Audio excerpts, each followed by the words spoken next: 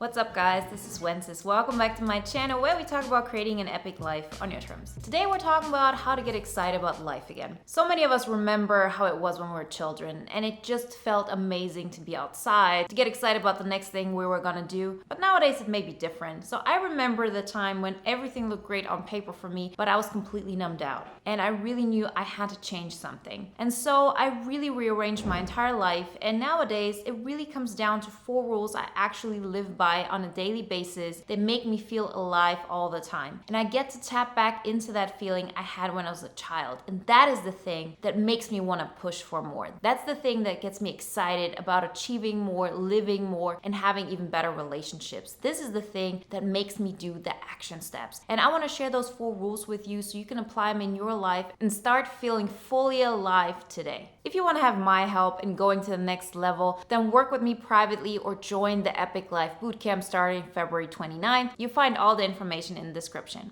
Rule number 1, your personality always wins. With that being said, I really want you to think about what really your core is all about. So no matter how much you try, no matter how many things you get to do in your life, once you really calm down, once you go back into your neutral state, into your default state, it's going to be the one thing over and over again. So what is typical for you? If you're, let's say, in a relaxed mood, are you somebody who always goes back into your own cave, is all by yourself? Are you somebody who really goes deep into any thoughts that you are having? Or are you somebody who always goes on adventures? This is something that you always do. This is something we all have in common. And there's this one thing that is really us all the time, and we can never escape it. And this thing can have a positive effect and it can have a negative effect. So the positive effect for me is that I get a lot of ideas when I'm in my contemplative state. My contemplative state is the one thing where I'm at home most of the time. If I don't actively do something, I'll always be at home thinking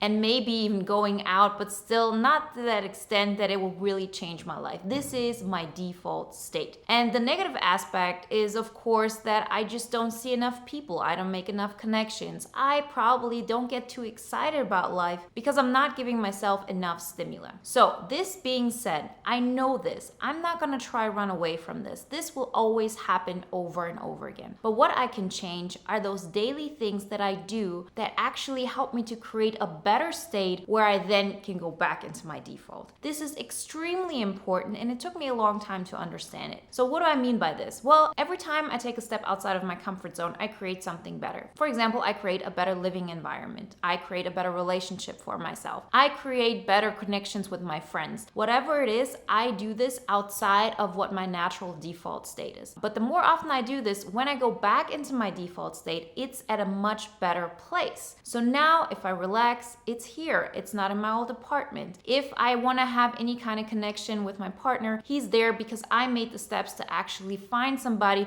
who matches me. No matter how much time I actually take for myself, I make sure that I meet my friends, that I talk to my mom, that I have situations and relationships in my life that really fulfill me. And the same thing goes for this channel. There's so much benefit I get from this channel, but still at some point of the day, I'm still gonna go back into my default state. And when I do that, I know it's not gonna be there forever. I know this is not something that's gonna be really, really low where nothing excites me because I've created this. I get some kind of feedback from you. I get new clients. I get to do those things that are just like building blocks in my life that keep me on this high state. So this is something I really want you to think about how it applies to your life. What is something you always do on a default state that may even turn into something that you're suffering from? So for example, if you're somebody who's not very social, if you're somebody who always likes to be at home, who always likes to just sit on the couch and just contemplate, this is really something that you have to be okay with, not trying to change it, but knowing that every time we take a step, we improve our circumstances. So when we go back in our default state, it's always at a higher level. Just make a note about it. Think about how this applies to your life because everybody of us has this. And it will be something very particular for you, something that you love to do. Some people love to go on adventures. Others need constant reassurance from other people. Other people need a lot of connection, and they really go and get that no matter what. Like even when you're at your lowest state, this is always something you go for. So figure out what it is and always know you're gonna go back to that. So let's just improve the situations that are keeping us from just having having a higher and higher default state. That being said, we get to rule number 2, which is continuous growth. So this is something that took me a long time to actually understand, because I've always put myself in situations that always made me move forward just by themselves. So there was a flow to it. But I understood that there's a difference between a flow happening because you've put yourself in a position and then you grow naturally, and me actively and continuously getting outside of my comfort zone and growing every week. So an example for the first circumstance would be that you get a new job and you get really excited about it because every year you get a raise, every 2 or 3 years you get a promotion, every time there's something that pushes you forward. But that's really not that much in your own control. That's something that happened because one time you put yourself out there, you wrote all of those applications, and you got into this job. Once you're in the system, you're in the system. Yes, there's a part of you that can make it happen faster, but in a lot of ways, you're giving away control of how much you're gonna grow. It's the same thing of, okay, I'm gonna plant a seed and then the flower's gonna blossom. That thing in itself doesn't fulfill us enough. What fulfills us is that we actively do something so we make it happen faster and faster. We are in control of how much we grow. And this is really something we can apply in any kind of circumstance we have. So even if you're at a job and you say, right now there's nothing else I can do, I really do my best in those 40 hours, well, what can you do in the rest of your day? What can you do on the weekends? What thing can you take on that'll fulfill you more and more because you have something you can improve yourself in continuously? Because this is part of human experience. I've talked in one of my last videos where I talked about self-actualization, how important it is to always have something we can grow in. That is really our human core. In the beginning, people were just fighting for survival. We always are fighting to have enough food, to have shelter, then it's about relationships, having social inclusion, then your ego needs. But in the end, it's always about growth. This is how entire nature is built up. All the flowers grow, all the trees grow, and we grow as well, and we need this. If we don't put ourselves in a position where we actively grow, we gonna feel like we're not moving forward, and that makes us feel numbed out. So even if you think about, okay, it's not gonna improve my life so much if I start dance classes, for example, and if I start improving myself and growing in my dance capacity, because how is this gonna change my life? It will. This aspect is extremely important. So if you don't have one aspect that you feel like, oh, this is really gonna improve my life in a way of, oh, it's gonna get me more money, or I'm gonna have more success, or this is gonna create a relationship for me. If it is something that you like doing, that you get better at, this in itself is already an important step. So start with something. It does not matter what it is, because after a while, you'll get so addicted to this growth process that then maybe you can think of, okay, what can I take on, maybe an exchange of this that is even more in alignment with who I want to be, what is more in alignment of me living out my authentic truth, but you already have this drive in you of growing and wanting to do more. When we see famous athletes or celebrities or people who are anywhere visible to us in the public, and they do the things they do over and over again, and we ask ourselves, how are they doing this? Why does that excite them? How do they get the drive and the motivation? Well, it's not that they have something that you don't. It's just that they've learned that the motivation comes through the action, that the motivation and this feeling of aliveness comes from actually growing and getting better at something. Yes, you can think about improving what you're going to get better at, and we're going to talk about that in a minute, but for now, it is important that you have that aspect. You need something where you can actively control your growth. And as I said, being at a job where you know, okay, after 2 years, I'm going to get a promotion, this is not you actively growing. This is one step you did. The step you did was to get that job. Everything beyond that is important, of course, because it gives you something to do, it gets you excited, hopefully, and it creates income for you. But the growth aspect is every time you take on something that pushes you out of your comfort zone. And make sure that you can definitely tell that you're making improvements, that you have a benefit out of it. If you're at a job, for example, and this is the place you want to get better at, and you don't see that anybody values that, then this is also not a way to grow. Because we want to grow in order to create more, in order to see that we move our life forward, that we actually improve our life circumstances in any kind of capacity. And if there's no external benefit for it, and you're not having an internal benefit from it because you just love the fact of doing it, then this is not the right place to adapt this. It has to be something which gives you intrinsic joy, and it has to be something where you also see external benefit from it.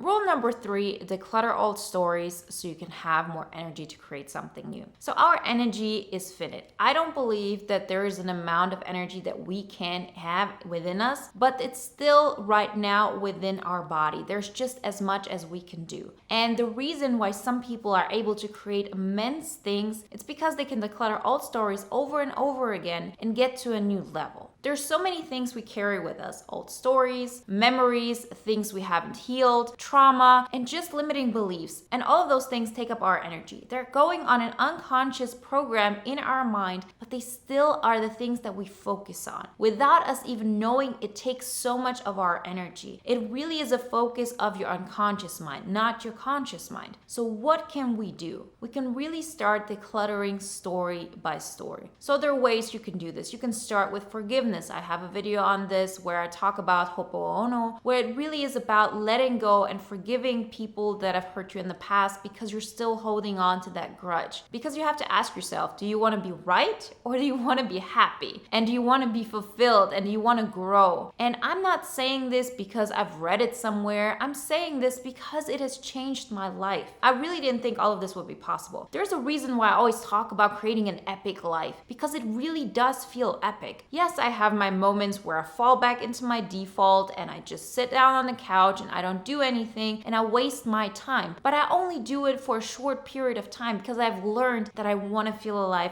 over and over again. And I have to do the things that are necessary to get me out of that. So remember step 1, you can't hide from your personality. You have to have something where you can continuously grow, and you have to actively declutter stories all the time. Watch videos like this. Think about all situations that have been there, that have kept you there. What is really the thing that is keeping you from going to the next level? There's so many ways of working through this. You can, for example, go and join my bootcamp. You can work with me privately, but there are also amazing free materials online that you can find. But you gotta tackle what's been going on with you. Maybe go and work with a psychologist. Go to an energy healer. Do something that helps you to let go of all of this clutter. And it's very specific to what's going on in your life, and you will know what it is. If you keep looking, you'll find resources which will help you to declutter those stories, and hopefully my videos are a big part of that as well. So what are some stories that I declutter, for example? I declutter things that are keeping me stuck, like for example, thinking that people are gonna judge me on what I talk about, thinking that I shouldn't be successful because X, Y, and Z have been judging me all my life and this is what I've been used to. I work on this continuously. This is really something I do all the time. This actually fits really well with rule number 2 as well, because it also is something that we have to do continuously. Everything I've cleared so far, everything I have decluttered so far has got me this far. And now if I want to go even higher, I have to declutter something new. And there's always more to declutter, and there's always a higher sense of abundance. We all have that, and there's no end to it. See, when I say we only have a finite amount of energy, it doesn't mean that we can't create a system that keeps giving us more and more energy so we can actually create more and we have enough energy to go even to the next step. So every time we do that and we do fall back into our default state of our personality, it's always going to be at a higher pace. We can take our time, we can relax, and then we say, okay, now I'm again at a point where I want to continuously grow, and I'm gonna also work on my limiting beliefs. Like, I seriously do this every single day if I can. I work on mindfulness, which also helps a lot in this. So any kind of meditation will help you. Choose things that resonate with you, and don't think that you have to stick with them for the rest of your life. I've worked with mentors last year that were great for me, and this year I'm working with somebody new. I always get the help that I need, and I have different resources all the time because I always know there's always more I can learn and there's always more I can declutter. And if I forget one of those two, so for example, I don't declutter anymore, I just work on improving myself, I don't have any energy left. I mean, how often have you been in that situation where you say, well, I know I should be growing, I know what my personality is like, so I know what my default state is like, but all the time I stay at the same default state, at the same level, and my day is filled. I don't have any more time left, I don't have any more energy left to do anything that is actually allowing me to grow. It really is time that you start decluttering. And it can be something, as I said, like your limiting beliefs, but it can also be systems that you're using. Maybe it is your belief that you have have to help all the people around you when in the end it takes all of your energy away and you don't have enough energy for yourself. Maybe you're taking too much responsibility for your partner's success or their way of living, and because you focus on that, you don't have energy to grow on your own. Really look into it. I really believe these are the most important aspects. With that being said, we get to rule number 4, which is that you have to have a certain amount of adrenaline in your life and that you have to keep your endorphins high. So I'm somebody who maybe gets stressed out on a deep emotional level, but most of the time I can be sluggish. I can be sitting down and not doing anything. And that in itself will always keep me back. You need to move your energy in order to create something new. You need to move your energy in order to overcome limiting beliefs, stories, whatever it is. That really comes into play with rule number 1, where it is that you know your personality. If your personality, for example, is that you always get too stressed out if you don't worry, that you always get into a state where you do so many things and you're constantly overwhelmed by all the things that are happening, if this is really your default state, then also it's important to keep your endorphins high and to keep your adrenaline level at a certain amount. Maybe it's way too high. Maybe you have too much excitement in your life, which actually translates to too much stress. It has to be at a level where it gets you excited about things, but it doesn't overwhelm you. And the endorphins are hugely important in this as well. There's so many things we can do to keep our endorphins high and that are healthy for us. So for example, working out. And it has to be something which you like to do, not something where it's just another task on your plate and your plate is already full. How many people do you hear that say, oh, I have so much going on, I don't have time for anything, and now I'm supposed to get up even an hour earlier and work out? Like, how is that gonna make my endorphins better? So don't do that. Start with something that you can incorporate in your life. And with that, you get to see that you can create more time for yourself. You get to see that it gets exciting. So the thing with working out is that even if you don't like it, after you've been doing it and you really get your levels up, like after 30 or 45 minutes, you just do feel better. There's just a higher place of endorphins. Or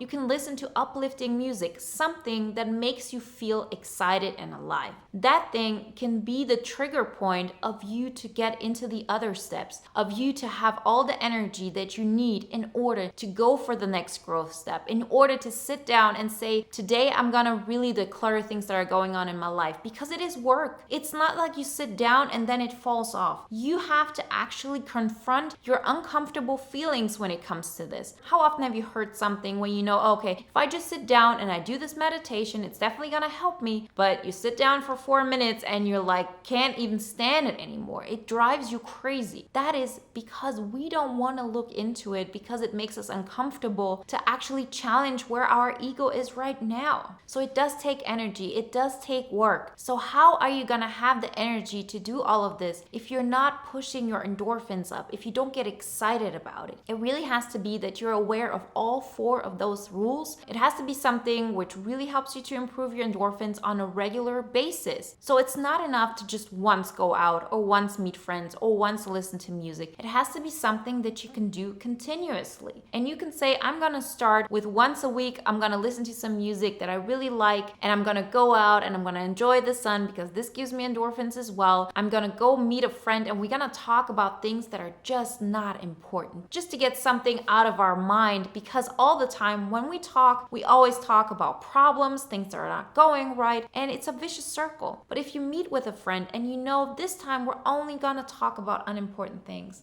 that just bring us joy, that make us laugh, where we don't have to think about, does that really make sense or not? It just gives you joy. You have to incorporate these things in your life. And if you're at a point where you say, I don't know what would bring me joy, just choose one thing that you know will push your endorphins. You know working out will push your endorphins. You know going out and being a little bit in the sun will push your endorphins. You know laughing will push your endorphins. Whatever it is, do something. No matter how small the step is, when you get to a higher level, you already have more ideas of how you can create even more endorphins. You have the energy to actually go out and push yourself even more to create even more. So let's say in the beginning, your energy level is at 2 and you do all the things you do all the time. You're really busy. You have the impression there's nothing more you can add to your life. And if you actually calm down and you go back into your default state, your energy level even falls back to 1.5.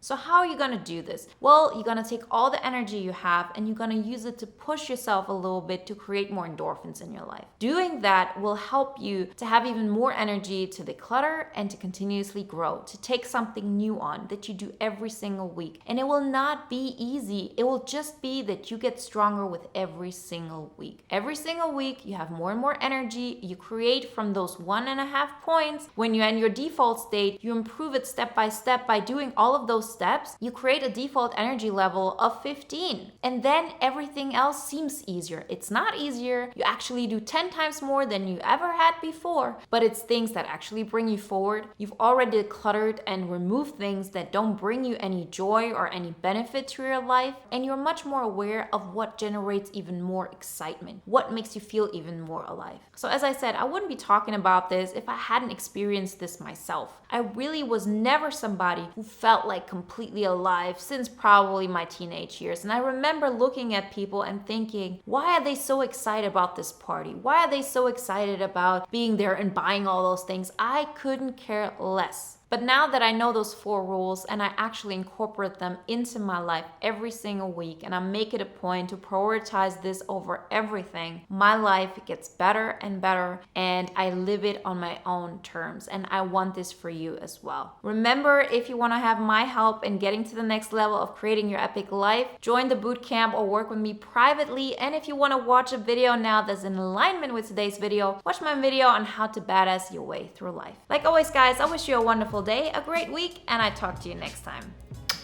Bye.